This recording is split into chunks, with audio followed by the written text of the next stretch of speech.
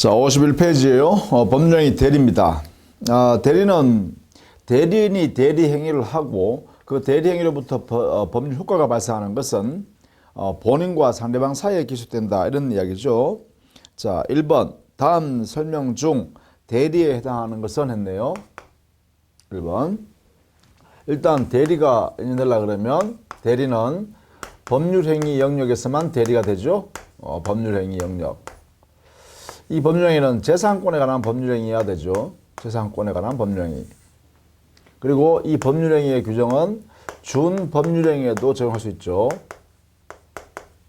준법률행위 중에 표현행위.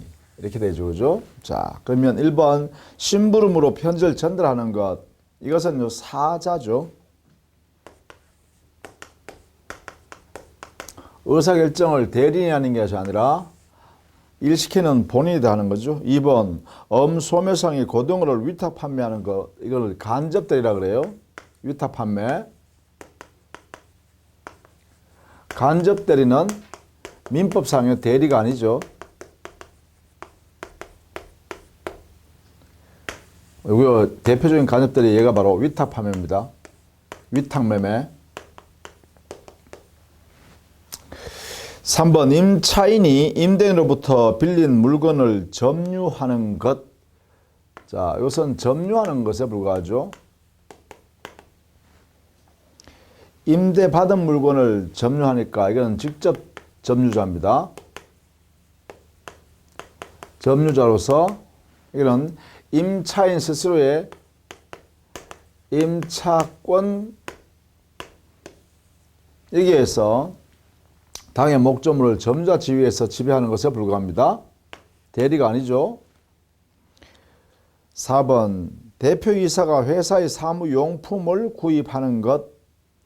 회사의 사무용품을 구입하는 건 대외적으로 대표행위죠.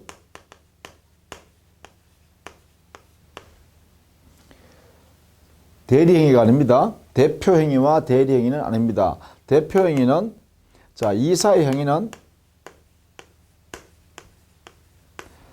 이사의 행위는 이 행위 자체가 곧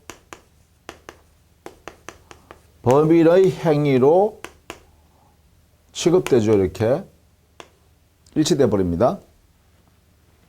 따라서 5번 처가 남편의 명의로 주택을 임대하는 것. 자, 남편의 명의를 써서 처가 임대하는 것. 이것이 바로 처의 대리행위가 됩니다. 임대하는 행위가 법률행위이고 남편이 해야 될 것을 부인이 대신하고 있다, 이 말이죠. 이게 바로 처의 대리, 이 처가 바로 대리인 자격이 되죠. 이렇게. 따라서 5번 이렇게 됩니다. 자, 그 다음에 2번 대리에 관한 다음 설명 중 옳지 않은 것은 1번 대리의 경우에는 법률행위를 하는 자와 법률효과를 받는 자가 분리된다. 이게 바로 대리의 특징이죠. 대리 행위는요, 누가 하느냐? 대리인이 합니다. 대리 행위로부터 발생하는 권리나 의무는 이것은 본인이 가져갑니다. 이렇게. 자, 그 다음에 2번은 대리제도의 기능이죠.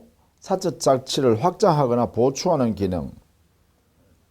3번은 대리제도가 적용될 수 없는 영역이죠. 가족법상의 법률행위. 왜? 재산권에 관한 법률행위에만 원칙적으로 적용되니까요. 4번 대리인이 불법행위를 대리한 경우 본인은 상대방에게 손해배상 책임을 진다 했는데, 대리제도는요 이렇게 적법한 법률행위에 적용되는 것이지 위법행위에는 대리제도가 적용될 수가 없습니다. 따라서 불법행위를 저지르는 불법행위 영역에는 여기에는 대리가 적용되지 않습니다. 대리가 적용되지 않으니까 본인이 책임질 일이 아니라 대리인 개인이 책임져야 됩니다. 그래서 4번이 틀렸습니다. 5번 사자는 이거죠. 사자. 심부름꾼은요, 의사결정은 일시키는 본인이 다 의사결정해요. 이게 사자는 의사결정을 하면 안 된다, 그죠? 사자는 의사결정하면 안 된다. 자, 그러면 대리에서는 누가 의사결정해요? 대리에서는 그래요. 이 법률행위의 의사결정을 대리인이 의사결정을 하게 되죠. 이렇게. 자, 그래서 5번과 차이점 설명이죠. 그렇게 봐두시면 되겠네요. 자, 3번. 임의 대리권의 범위에 관한 설명이다. 자, 대리권의 범위. 임의 대리권의 범위는 수권행위로 해서 정해집니다. 그죠? 자, 거기에 대한 구체적인 판례를 정리한 것이죠. 옳지 않은 것 3번부터 보죠. 매매 계약의 체결과 이행에 관한 포괄적인 대리권을 수여받은 대리인은 대금 지급기일을 연기하는 권한도 있고요. 대금을 수령한 권한도 있다는 것이 판례죠. 임의 대리권의 범위입니다. 토지를 처분해 달라고 대리권을 수여하게 되면 그 대리인은 그 대리권 범위 안에는 대금, 중도금 지급기일, 잔금 지급기일을 정할 수도 있고 또 그 기간을 연장해 줄 수도 있고 또 상대방으로부터 대금을 주는 걸 받을 수 있고 수령할 권한 이런 것도 다 포함된다 이렇게 해석해야 돼요. 그것이 우리 판례 태도니까요. 그래서 3번이 틀렸습니다. 1번이 대원칙의 의미를 선언한 것이죠. 임의 대리권의 범위는 결국은 본인의 수권행위에 의해서 결정하는 거 아닙니까? 따라서 수권행위 해석을 통해서 해석하면 임의 대리권의 범위를 정할 수 있어요. 그래서 이때 수권행위 해석이란 것은 수권행위가 바로 상대방이 있는 단독행위니까 법률행위 해석의 원리에 따라서 해석하면 되겠다 이런 이야기죠. 그것이 1번입니다. 따라서 3번의 1번은 대단히 중요한 기준입니다. 그죠? 설명의 기준이에요. 나머지는 우리 판례대로 그대로 정리하시면 되겠네요. 자, 4번. 자기계약 쌍방대리 예외로 소용되는 것을 했죠. 원칙적으로 자기계약 쌍방대리는 금지가 원칙입니다. 그 이유는 왜 그러냐면 자기계약 쌍방대리 하면 누가요? 본인이 손해볼 염려가 크죠. 그래서 본인에게 손해 발생할 염려가 크기 때문에 금지시켜놨습니다. 다만 자기계약 쌍방대리가 예외적으로 허용된다. 그죠? 예외대로 허용된다. 이때 이 허용 근거는 뭐냐? 자기계약 쌍방대리 하더라도 본인에게 손해 발생할 염려가 없거나 또는 본인 스스로가 그 손해 발생에 대해서 관여하게 될 때 그때는 본인 스스로 결정하기 때문에 예외적으로 허용해도 무방하다 이런 이야기죠. 이때 허용되는 경우는 본인이 허락하면 되죠. 본인이 허락했다. 그게 뭐예요? 본인 스스로가 끼어들었잖아. 그죠? 그래서 손해 발생할 염려를 스스로가 감당하기 때문에 문제가 안 된다는 것이고 두 번째는요. 자기계약 쌍방대리는 확정된 채무를 그대로 이행하는 경우입니다.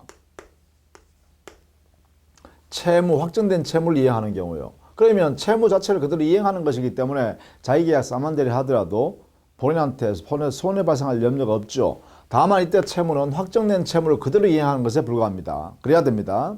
만약에 다툼이 있거나 또는 아직 이행기가 도래하지 않았거나 또는 조건이 붙어있는 그런데 조건이 성취되지 않았거나 또는 이 채무를 대물 변제하는 방법으로 또는 경계의 방법으로 다른 내용으로 이렇게 이행한다든가 이런 것은 금지됩니다. 확정된 채무를 그대로 이행하는 것만 허용한다. 이렇게 되죠. 그래서 이 부분을 반드시 숙지해야 됩니다. 이렇게. 자, 그런 내용입니다. 그래서 보시면 허용되는 것은 했죠. 그게 5번에요. 이전 등기의 신청. 이것은 뭐예요? 확정되어 있는 내용의 채무를 이행하는 것에 불과하기 때문에 가능하죠. 그 다음 비옵, 상계. 상계도 뭐예요? 이미 확정되어 있는 채권 채무를 서로 상계 적상에 있으니까 서로 소멸시키자라는 것에 불과하죠. 시옷, 사채 알선업자가 채권자, 채무자 양쪽을 대리하는 경우 이것도 뭐예요? 확정된 채권 채무를 이행하는 것에 불과하죠. 따라서 쌍방대리를 할 수 있다 이렇게 되겠죠. 자, 이렇게 해석하면 되겠습니다. 자, 그 다음 5번요. 대리인과 사자에 관한 설명 중 옳은 것을 했어요. 자, 이것은 3번 보시죠. 사자와 대리는 모두 행위 능력은 필요 없다. 왜냐하면 보세요. 사자는 의사결정조차도 할 필요가 없다 했죠. 그러니까 행위 능력도 무방합니다. 이게 반드시 있어야 할 필요는 없다는 것이죠. 대리인요. 대리인의 경우는 의사결정을 할 수 있어야 돼요. 이거는 가능해야 돼요. 따라서 의사능력자여야 하고 이건 있어야 됩니다. 그러나 우리 민법 117조에서 행위능력자임을 요하지 아니한다 이래놨어요. 이것을 제거해버렸어요. 그죠? 그러면 결국은 사자와 대리인은 모두 행위능력자가 아니어도, 즉 행위능력이 제한되어 있다 하더라도 사자도 될 수 있고 대리인도 될 수 있다 이런 이야기죠. 이 사자와 대리인을 비교한 제도니까 그 밑에 해설 부분에 있는 표를 여러분이 좀 보시면 되겠죠. 그 정도로 정리를 좀 해두시면 되겠습니다. 자, 6번. 대리권의 범위가 명백하지 않는 경우 대리인을 할 수 없는 행위는 했죠. 자, 대리권이 불분명할 경우에는 우리 민법상의 해석이요. 보존 행위와 이용 계량 행위를 할 수 있도록 해놨죠. 이 범위 내에서 대리 행위가 인정된다 이런 이야기죠. 대리 행위는 이 범위 안에서 해야 된다.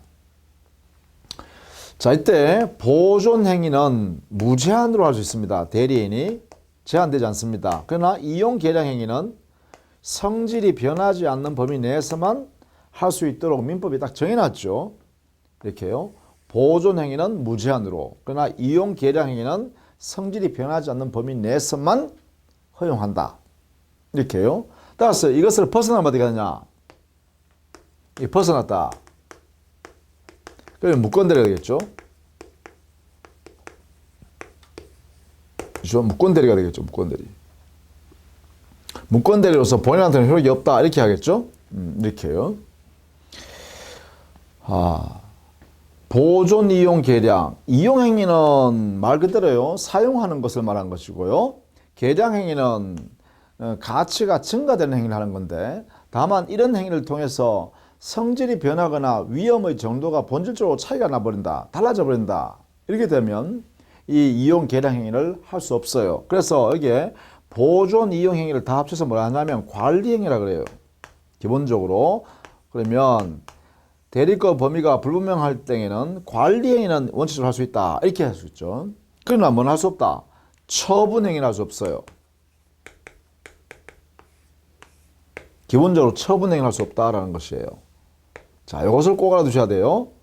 성질이 변하는 이용이나 성질이 변하는 계량 행위는 바로 처분 행위에 해당돼 버려요. 처분 행위는 우리 법적으로 허용될 수 없다라는 것이에요. 자, 요 내용을 가지고 요 구체적인 예를 만들어 놨으니까 여기서 여러분이 판단할 수 있어야겠습니다. 연습하셔야 됩니다. 여러분이. 그래서 4번에 해당되는 니은, 리얼, 미음 이게 대리인이 할 수 없는 것이네요. 자, 먼저 부패하기 쉬운 물건의 처분 행위를 보시면 이것은요. 부패하기 쉬운 물건의 처분 행위는 처분 행위가 아니라 당의 가치를 존속시키기 위해서 처분하는 것이니까 보존 행위가 해당돼요. 따라서 가능해요. 니은에요. 전세권을 설정한다라고 하면 권리 일부를 처분하는 거예요. 이게요. 그렇기 때문에 이것도 제한됩니다. 딕은요. 보관 중인 현금을 예금하는 것. 그냥 개인적으로 보관하는 것보다 은행에 예금하는 것을 더 안전하게 하는 것이죠. 따라서 이것은 가능해요. 그 다음에 리얼, 주식, 사채를 현금으로 변경하는 것. 자, 이것도 성질이 변경되어 버리죠. 그래서 이것도 할 수가 없어요. 미음, 임야를 밭으로 개간하는 것. 이것도 역시 그 토지의 성질을 변화시키는 거죠. 이것도 할 수 없습니다. 비옵, 임차주택을 재임대하는 것. 이것은 그대로 이용 상황을 그대로 유지하는 거죠. 가능합니다. 관리행위니까. 시옷, 신축한 건물의 등기. 이거는 보존행위의 성격이니까 이것도 관리행위니까 가능해요. 그렇죠? 자, 그렇게 정리를 좀 해 두시기 바랍니다. 자, 그 다음에 7번 권한을 정하지 않은 대리인이 할 수 있는 행위에 대한 설명으로 잘못된 것은 했죠. 이것도 역시 앞에서 우리 내용을 정리한 것이니까 한번 참고해서 봐두시면 되겠습니다. 1번에 보시면 왜 틀렸나 보세요. 보존행위, 이용행위, 계량행위는 물건이나 권리의 성질이 변하지 않는 범위 내에서만 가능하다 이랬잖아요. 근데 이거 차이겠죠. 보존행위는 무제한으로 할 수 있다 그랬잖아요. 그죠? 그러니까 성질이 변하지 않는 범위 내라고 제한하려고 그러면 여기에 이용 계량 행위에만 제한해야 돼요. 따라서 보존 행위는 제한이 없습니다. 그래서 이걸 집어넣어 버리면 틀린다는 말이죠. 이렇게. 자, 요거 이제 핵심이었습니다. 그래서 우리 민법은 정확하게 내용을 알고 있어야 된다라는 것이에요. 나머지는 구체적인 예들이니까 여러분이 한번 읽어 보시면 되겠죠. 뭐 8번도 마찬가지고요. 자, 그 다음에 9번 대리에 관한 설명으로 틀린 것은 1번 등기 신청에는 쌍방대리가 허용된다. 왜냐하면 이미 확정된 채무 내용대로 그대로 이행하는 것에 불과하기 때문에 쌍방대리가 허용된다라는 것입니다. 2번 의사능력 없는 대리인의 대리행위는 무효이다. 이것은요 바로 이거죠. 대리인은 최소한 의사능력은 있어야 한다. 따라서 의사 결정할 수 있는 능력이 없다면 그때는 무효죠. 이게 없으면 무효행위가 되죠. 이렇게 적용이 되겠네. 그죠? 의사 능력이 없는 경우에는 무효인 행위다. 대리인도 마찬가지입니다. 대리행위 당시에 의사 능력이 없는 상태라고 한다면 무효인 대리행위가 돼요. 이게요. 그러나 행위 능력이 없는 경우는 관계없죠. 의사 능력은 있으되 행위 능력이 없다 하더라도 그 대리행위는 유효한 대리행위가 되겠죠. 이렇게 되겠습니다. 3번 수권행위 철회는 이미 대리권이 소멸하죠. 자, 수권행위란 것은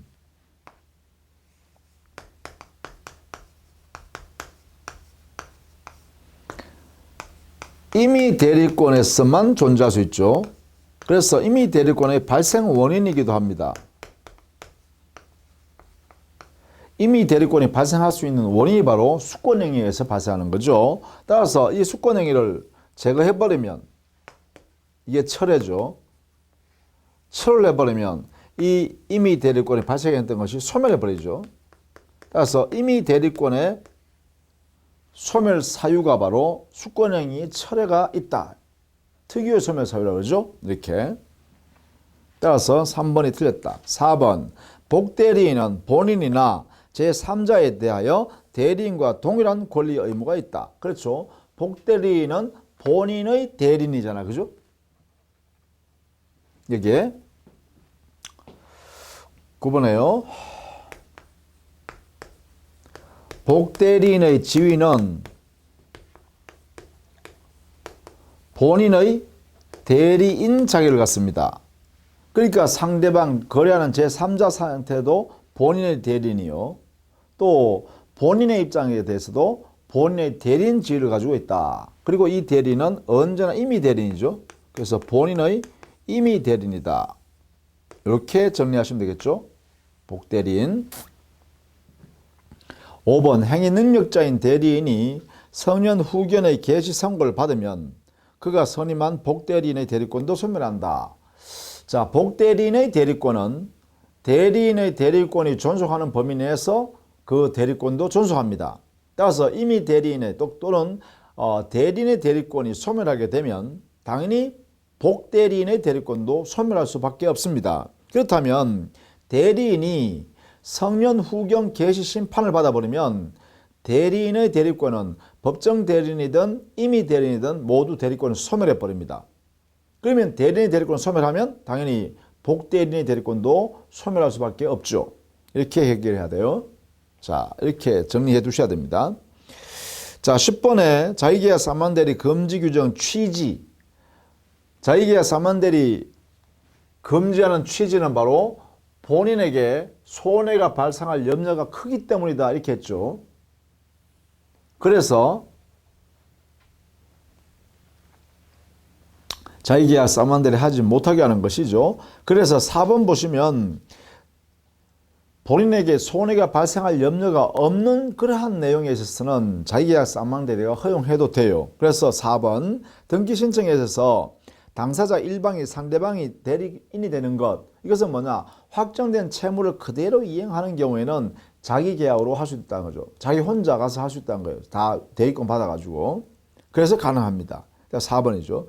거기에 3번에요. 채권자가 자의 소유 가옥을 자기를 위하여 저당을 설정하는 경우, 이되면 법정 대리인인 채권자하고 자의 이해관계가 충돌되죠.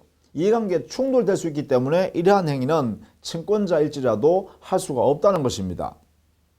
이게 바로 대리권 제한하는 모습이죠. 자기계약 싸움한대리 이 법리는 기본적으로 대리인과 본인 사이에 이해관계가 충돌된다. 즉 본인에게 손해 발생할 염려가 있다라고 할 때 자기계약 싸움한대리를 금지시키는 거죠. 그런 제도를 우리는 보통 대리권 자제하는 모습이다 하면 안 된다라는 것이에요. 자, 그렇게 정리를 해 두시기 바랍니다.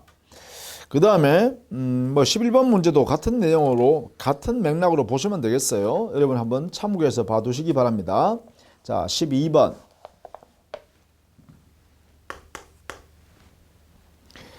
대리권에 관한 다음 설명 중 옳지 않은 것은 했습니다. 본인이 1번 수부인의 대리인을 선임하였을 때는 공동하여 대리함이 원칙이다가 아니라 대리인이 본인에 대한 대리인이 수인일 때는 각자 대리가 원칙이죠. 이 각자 대리 원칙을 공동 대리로 바꾸는 것은 예외적인 현상입니다. 이렇게. 그러면 어떨 때 공동 대리로 바꾸냐 하면 본인의 의사에 의해서 바꿀 수 있고, 아니면 법률에 규정을 두면 이렇게 바뀌어집니다. 그래서 각자 대리 원칙이 공동 대리라는 이 예외적인 현상을 바뀌려고 그러면 반드시 이렇게 근거가 있어야 한다라는 것이에요. 본인의 의사에 의해서 공동 대리로 하거나 법률 규정에 의해서 만드는데 법률 규정에 의해서 공동으로 되는 경우가 있죠. 예컨대 우리 민법에 부모가 채권자가 되잖아요. 그죠? 이때 부모가 모두 살아 계시면 공동으로 대리합니다. 이렇게 해요. 이거는 민법 규정에 의해서 바로 이렇게 만들어 놨다라는 것이죠. 자, 알아두실 필요가 있겠다. 그 다음 2번 본인을 위한 것임을 표시한 것인 한 대리인의 배임 행위일지라도 본인에게 그 효과가 귀속함이 원칙이다. 자, 2번은 뭐냐 하면 2번 이게 바로 대리권 남용이 되죠. 대리인이 대리권을 남용해서 배임적 대리행위를 한다.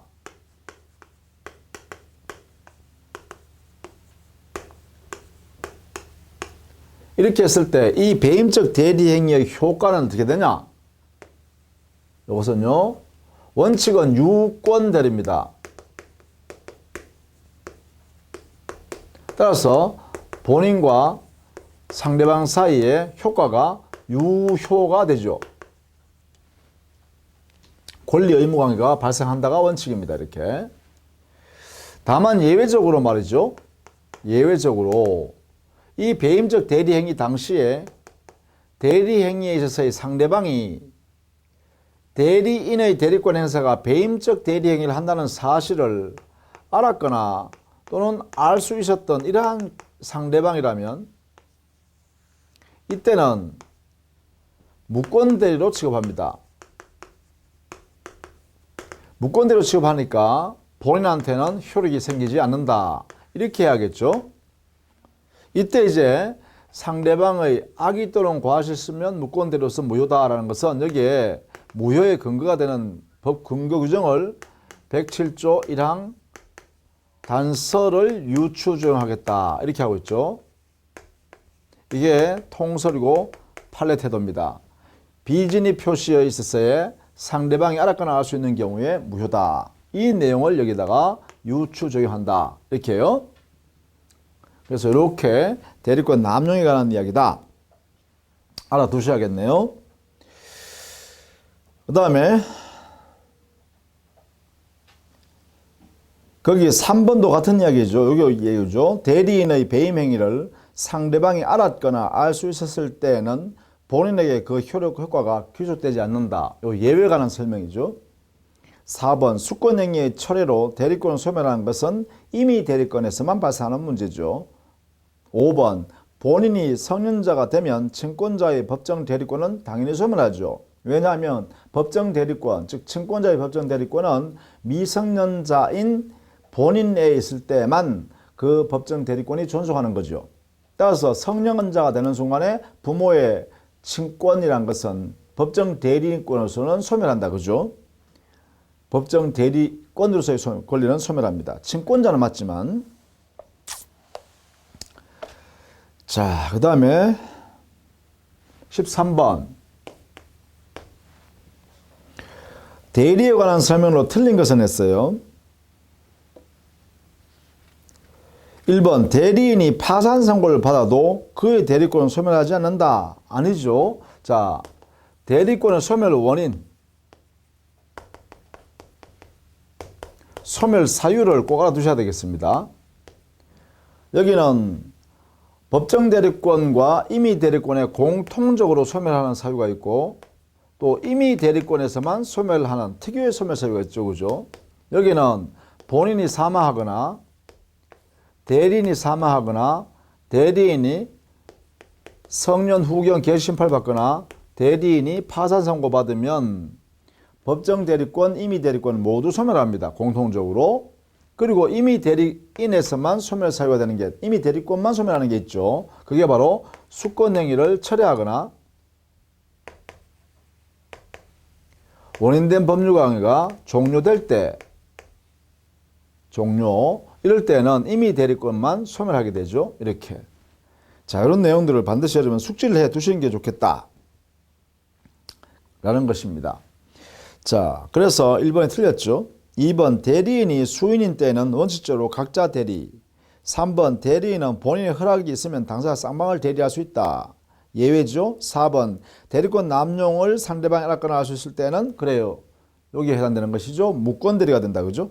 본인한테 책임이 안 생긴다. 무효가 되죠. 5번 매매 계약을 체결할 대리권을 수여받은 대리인은 특별한 사정이 없는 한 중도금과 잔금을 수령할 권한이 있다. 대리권의 범위죠. 자, 그렇게 정리하시면 되겠다. 자, 14번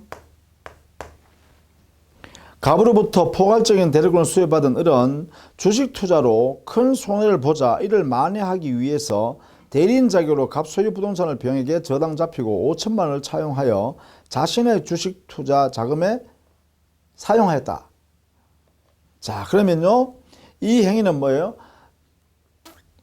포괄적 대리권을 수여받아서 대리인 스스로가 큰 손해봤더니만 대리인 자격으로 또 부동산을 저당 잡히고 5천만 원 빌려서 자기 주식 투자에 또 써먹었죠. 그럼 이것은 대리권 범위 내에서 행위를 했다라고 하면 이건 뭐예요? 바로 대리권 남용에 해당되는 것이죠. 따라서 1번 을이 대리권 남용을 한 것이다. 2번 을의 대리 행위는 본인을 위하여 한 행위로 볼 수 없으므로 갑은 아무런 책임이 없다 이랬는데 아니죠. 5천만 원 빌린 데 대해서 말입니다. 아무런 책임이 없느냐. 대리권 남용이 있다 하더라도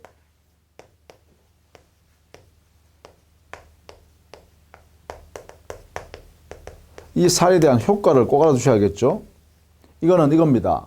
대리권 남용이 있다 하더라도 원칙은 유권 대리니까 본인이 책임져야 된다는 것이죠. 본인이 책임진다는 것은 여기서 이 사례에서 뭐예요? 5천만 원 변제할 책임이 원칙적으로 생긴다는 것이죠. 따라서 2번이 틀렸습니다. 3번 을의 대리 행위는 협의의 무권 대리 또는 표현 대리인 것은 아니다. 그렇죠.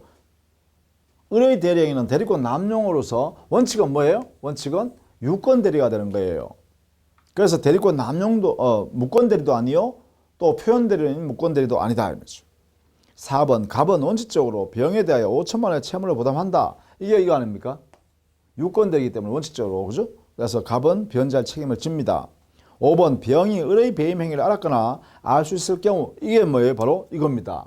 상대방이 알았거나 알 수 있는 경우 이런 이야기잖아요. 병이 돈 빌려주는 사람이 알았거나 알 수 있었다라고 하면 그때는 본인이 돈 갚을 의무가 안 생긴다는 거죠. 무효니까.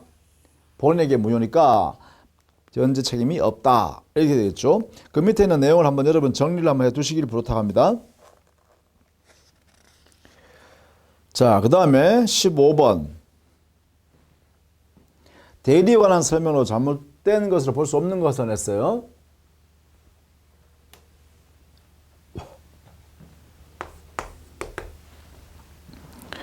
1번 본인을 위한 것임을 표시하지 않은 의사표시는 이게 바로 비현명한 경우죠.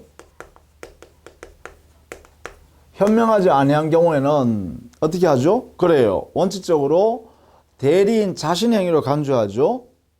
따라서 1번은 추정한다가 아니라 대리인 자기 행위로 우리 민법은 본다 이랬습니다. 간주.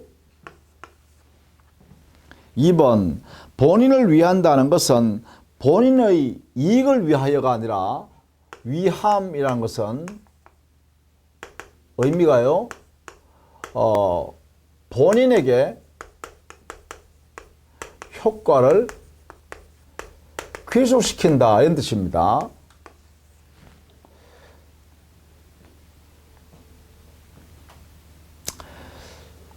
자, 그 다음에 틀렸죠. 또 3번 대리인이 마치 본인 자신이 하는 것처럼 본인 이름을 표기한 경우에는 대리행위로 볼 수 없다 했는데 이게요. 서명 대리에 해당되는 정도면 서명 대리 이것은 바로 대리 행위로 인정하죠. 대리 행위로 인정합니다. 이게 판례 태도예요. 이렇게. 따라서 대리 행위 되니까 본인이 책임지게 되겠죠. 그래서 대리행위로 볼 수 없다가 아니라 볼 수 있다 해야죠. 4번 대리행위에서의 의사와 표시가 불일치할 여부는 본인을 표준한다 했는데 네 번째 대리행위에서의 하자는 하자의 존재 여부에 대한 판단은 대리인을 기준으로 하는 것이 원칙이죠. 이게 원칙입니다. 이렇게 대리인을 기준으로 판단한다. 5번 본인은 대리인의 제한 능력을 이유로 제한 능력자인 대리인이 상대방과 체결한 계약을 취소할 수 없다. 그러나 대리인의 의사 무능력을 이유로 무효를 주장할 수 있는 것은 가능하다. 5번이 이런 질문이다. 그죠? 5번은 민법 117조에서 대리인은 행위 능력자임을 요하지 않는다. 요하지 않는다. 그러나 의사 능력은 있어야 한다. 그렇죠? 따라서 행위 능력이 제한되어 있다 해서 취소권 행사할 수 있는가? 안 된다. 그죠? 의사 능력이 만약에 이게 없다면 그때는 무효가 되겠죠. 무효인 대리행위가 되겠죠. 이렇게 되겠죠. 자, 5번 지문이면 옳은 지문이 되겠습니다. 그렇죠? 자, 그 다음에 16번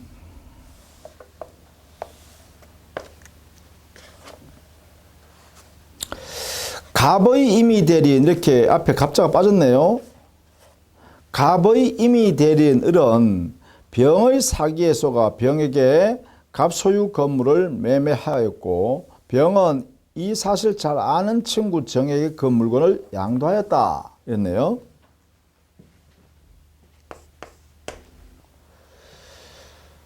자, 갑의 대리인 을이네요.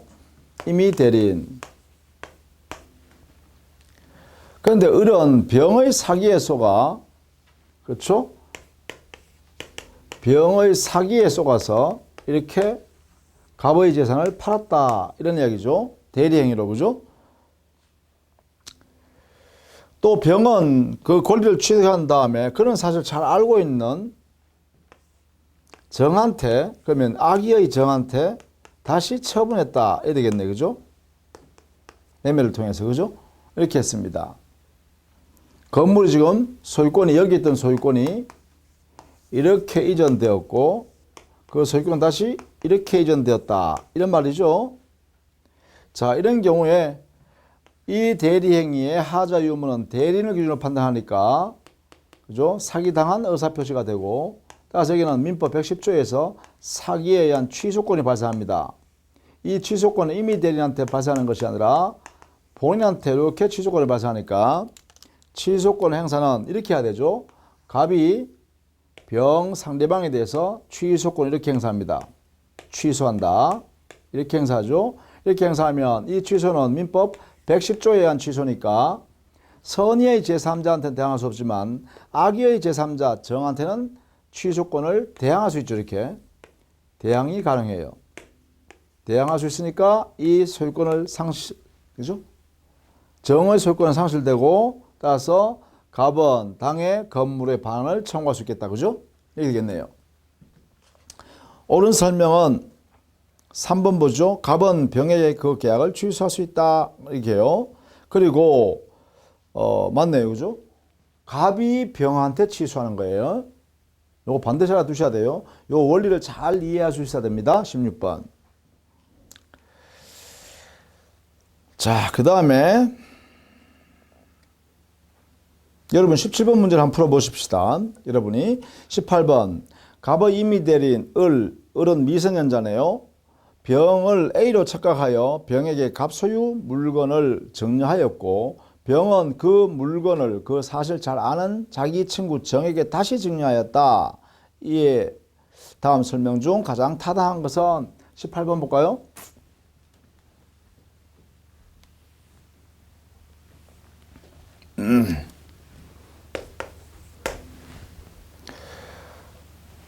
자, 갑의 대리인 을 이때 미성년자입니다. 대리인. 근데 이것은 임의 대리인이에요. 임의 대리인. 자, 그리고 병을 A로 착각하여 갑 소유 물건을 증여하였네요. 이렇게요. 여기에 증여의 계약을 했는데 여기에 갑 소유 물건을 증여했어요. 그런데 병에게 줘버렸는데 사실은 이 사람이 착각을 뭘 했어요? A한테 준다고 생각하면서 병한테 줬어요. 이렇게 착오를 했어요. 이렇게 했어요. 이렇게요. 다시 병은 그 물건을 이런 사실 잘 아는 친구 정한테 받은 것을 그 소유권을 정한테 이렇게 다시 증여를 했죠. 그런데 이때 이 사람은 알고 받았어요. 이런 거죠. 자, 그러면 이렇게 되겠죠. 이 증여 계약에서의 하자 유무는 대리인을 기준으로 판단하죠. 자, 이때 미성년을 이유로 이 대리행위는 취소할 수가 없죠. 이거는 민법 117조 대리인은 행위능력자임을 요하지 않는다. 따라서 미성년자 을이라 하더라도 이 대리행위는 유효가 확정되는데 다만 이 증여 계약에서 여기에 미성년자인 임의 대리는 착오에 의하여 재산권을 줬죠. 자, 이때 착오에 대해서는 증여계약의 당사자에 대한 착오죠. 자기는 A로 알고 병한테 줬다는 거잖아요. 사실은 을은 A한테 주고 싶었는데 병한테 줘버렸다는 거죠. 증여계약에서 수증자에 대한 착오는 중요 부분의 착오가 되고 만약에 이 을이 중과실이 없다면 이렇게요. 이 내용은 을을 기준으로 판단해야 됩니다. 을을 기준으로 판단. 중과실이 없다면 이 증여계약은 착오에 의한 의사표시 민법 109조 이 규정에 의해서 취소권이 발생할 수가 있습니다. 그럼 이 취소권은 임의 대리인이 갖는 게 아니라 본인이 취소권을 가지고 있죠. 이렇게요. 그러면 취소권은 갑이 병에 대하여 취소권을 이렇게 행사해야 됩니다. 자, 이때 이 취소권은 109조에 의한 취소권이니까 선의의 제3자는 대항할 수 없지만 악의의 제3자는 대항할 수 있죠. 악의자니까 정의. 따라서 이 사람의 소유권을 부정하고 당의 목적물을 방하라 이렇게 정하면 되겠죠. 자, 그래서 18번 옳은 것만 보겠습니다. 5번 그 착오가 을의 중과실에 기한 것이 아니라면, 자, 을의 중과실이 없다면 이 말이죠. 그렇다면 어떻게 해요? 중요분의 착오가 인정되니까 착오에 의한 의사표시로 인한 취소권이 발생하죠. 109조. 자, 그래서 갑은 을이 병에게 한 증여를 취소할 수 있다. 갑이 병에 대해서 취소할 수 있다 이 말이에요. 그리고 취소하게 되면 이 취소는 109조에 의한 취소니까 선의의 제3자는 대항할 수 없지만 악의의 제3자이기 때문에 여기까지 알아두셔야 됩니다. 악의의 정, 여기에 대해서는 이 소유권을 부정하고 저기에 있는 갑은 반환을 청구할 수 있겠죠. 자, 이렇게 정리를 해 두셔야 됩니다. 반드시 18번 문제를 이렇게 해석할 수 있어야 됩니다. 이 내용을 그대로 적용하면 이 내용을 다 정리할 수 있습니다. 자, 그 다음에요. 20번 보겠습니다. 다음 대리에 관한 설명이다. 연결이 옳지 않은 것은 했어요. 1. 갑으로부터 토지 매각의 대리권을 수여받은 을이 갑 소유 건물을 매각하였다. 자, 1번은요. 대리권을 수여받았는데 토지 매각해라 했는데 건물을 매각해버렸죠. 그럼 이것은 뭐예요? 표현대리가 성립할 수 있어요. 그죠? 이거는 무권대리지만 표현대리가 성립할 수 있어요. 따라서 이 무권대리 행위 자체는요. 즉 표현대리가 성립해버리면 유효가 될 수도 있고 또 무권대리를 하더라도 확정적 무효가 아니라 유동적 무효로서 무효로 하면 안 됩니다. 따라서 무권대리라고 하면 맞아요. 1번은 그죠? 따라서 1번은 틀렸다. 2번 갑으로부터 토지 매각의 대리권을 수여받은 을이 그 토지를 매수하였다. 이것도 역시 무권대리죠. 팔아달라 했지 토지를 사달란 말 안 했잖아요. 대리권 수요가. 그러니까 무권대리입니다. 다만 표현대리 성립할 여지도 있죠. 그러나 표현대리도 역시 무권대리입니다. 3번 법무사 A는 매도인 갑과 매수인 을을 대리하여 갑으로부터 을로 소유권 이전 등기를 신청하였다. 이게 바로 전형적인 쌍방대리죠. 확정된 채무를 그대로 이행하는 것에 불과하기 때문에 그렇습니다. 4번 미성년자 갑의 부모가 갑 소유 토지를 매각하였다. 자, 부모는 공동대리죠. 이거는 법률 규정에 의한 공동대리가 됩니다. 5번 갑의 대리인 을이 파산 선고를 받은 후 그 사실을 알지 못하는 병에게 갑 소유 토지를 매각하였다. 자, 이거는 뭐야? 파산 선고가 돼버리면요. 대리권이 소멸해버립니다. 근데 대리권을 소멸했다는 사실을 모르고 대리인이 다른 사람한테 팔았다 하면 대리권 소멸 후에 표현대리가 성립할 수 있죠.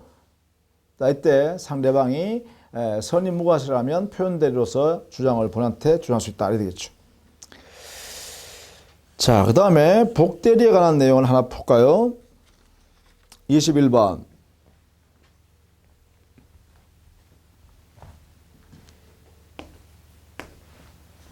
틀린 것은 1번 복대리인은 그 권한 내에서 대리인을 대리한다. 자, 이게요. 복대리인은 대리인을 대리하는 게 아니라 본인을 대리한다. 이렇게 해야 돼요.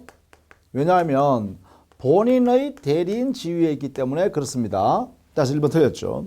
2번 복대리는 제3자에 대하여 대리인과 동일한 권리 의무가 있습니다. 3번 이미 대리인은 본인의 승낙이 있으면 복대리인을 선임할 수 있다. 그렇죠.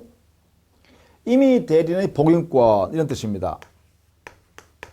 이미 대리인의 복인권은 원칙은 없습니다. 다만 예외적으로 이게 본인의 승낙이 있거나 아니면 부득이한 사유가 있을 때요. 자기한테 부득이한 사유가 있을 때 예외적으로 허용합니다. 복인권이요. 자, 이렇게 이미 대리인의 복인권 인정 여부에 대한 원리를 알아두셔야겠습니다. 4번 부득이한 사유로 복대인을 선임한 법정 대리인은 자, 법정 대리인이 부득이한 사유로 복대인을 선임했다면 선임 감독상의 과실 책임만 집니다.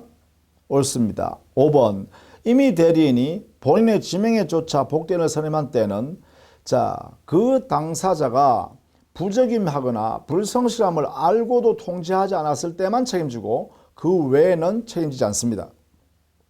따라서 불성실함을 알고 본인에 대한 통지나 해임을 게을리한 때 한해서만 책임이 있고 그 외에는 책임이 없다. 그래서 5번은 옳은 질문입니다. 이렇게 정리해 두셔야겠죠.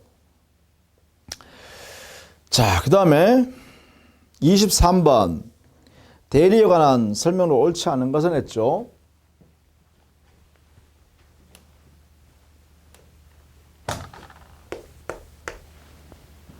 (1번) 표현대리가 성립하는 경우에도 상대방은 철회권을 행사할 수 있다. 알아두셔야죠. 표현대리도 이미 대리이기 때문에 그렇습니다. 이것도 역시 무권대리이기 때문에 그렇습니다. 죄송하네요. 무권대리다. 성질상 그죠? 그러니까 무권대리에서 상대방이 철회권 행사할 수 있잖아요. 그죠? 이게 인정되면 여기도 마찬가지예요. 그죠? 상대방은 철회권을 행사할 수 있다. 이렇게 되겠죠. 2번 임의 대리인이 임의로 복대리인을 선임하여 대리권 범위 밖의 행위를 대리한 경우 표현대리가 성립할 수 있다. 그렇습니다. 2번 자, 복대리에도요 대리일 뿐입니다. 이것도 역시 대리제도입니다. 대리제도. 그러니까 이 복대리에는 유권대리, 무권대리, 표현대리가 모두 성립할 수가 있다. 성립할 수가 있다. 이렇게 알아두셔야죠. 유권대리도 무권대리도 표현대리도 다 여기에 적용될 수 있습니다. 똑같습니다. 그죠? 그렇게 생각하시면 되죠. 그 다음에 3번 대리인의 기망에 의해 의사표시를 하게 된 상대방은 본인이 이를 알았거나 알 수 있을 경우에 한하여 의사표시를 취소한다 라고 했는데 여기에 대리인이라는 사람은 본인과 동일시 할 수 있다. 이게 판례 태도입니다. 대리인은 본인과 동일시 할 수 있다. 그러면 이렇게 해서 할 수 있겠죠. 대리인의 사기나 대리인의 강박 행위를 했다 라고 하면 이것은 본인과 동일시 할 수 있으니까 이 대리인의 사기, 대리인의 강박 행위가 곧 본인에 있어서의 사기, 강박 행위로 이렇게 간주할 수 있겠죠.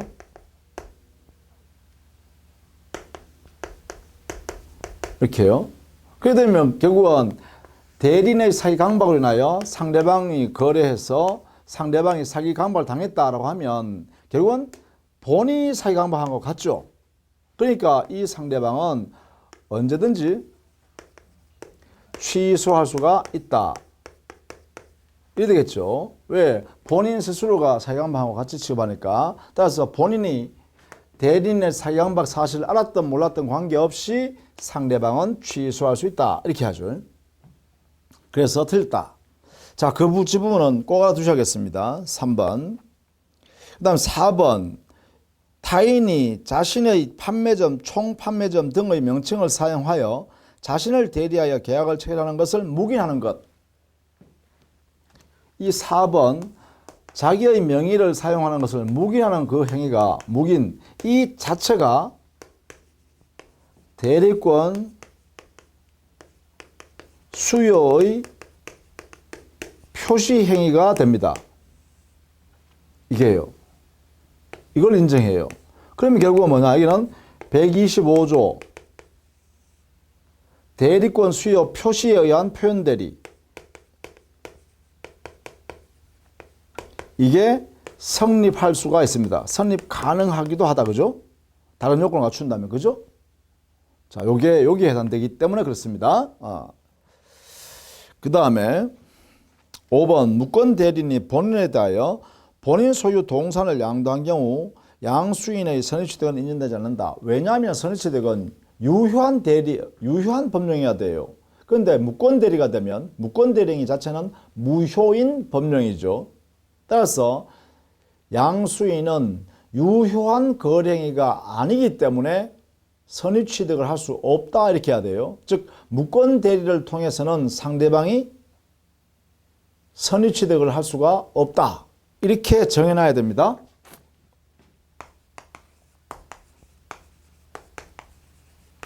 무권 대리 행위를 통해서는 여기 상대방 할까요? 상대방은 선의 취득이 안 된다. 이렇게 결정을 해 두시기 바랍니다. 자, 그 다음에 무권 대리 대표적인 것 한 번 더 볼까요?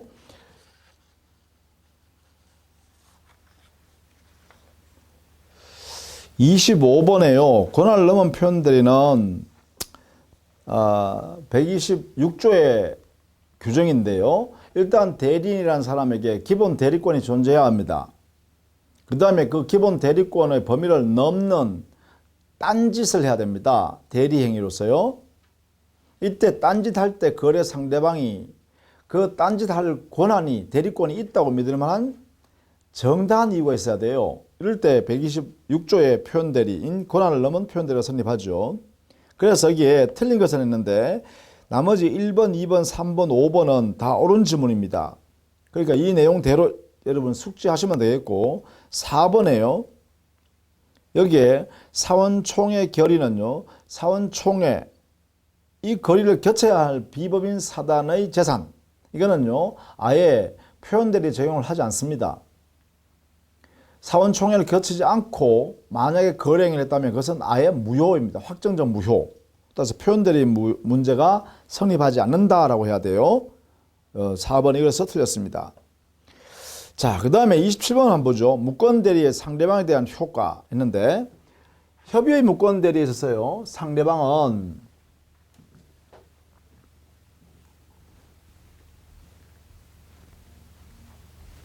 알아두셔야겠어요.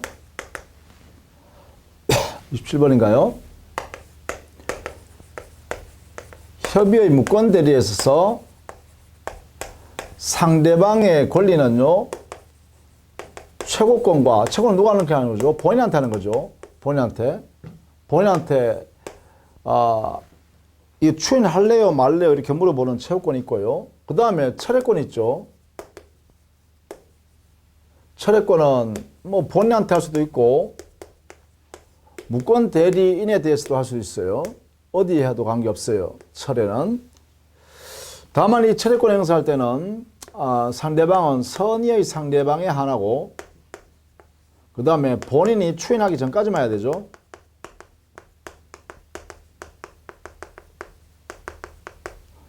이렇게 하는 거죠. 최고는 선의하기 불문합니다. 선악 불문한 상대방이 되겠죠. 효과는 이렇게 최고하는데 불구하고 여기는 발신주의예요. 그 산당기간 내에 본인이 아무런 의사표시를 바라지 않으면 발신주의.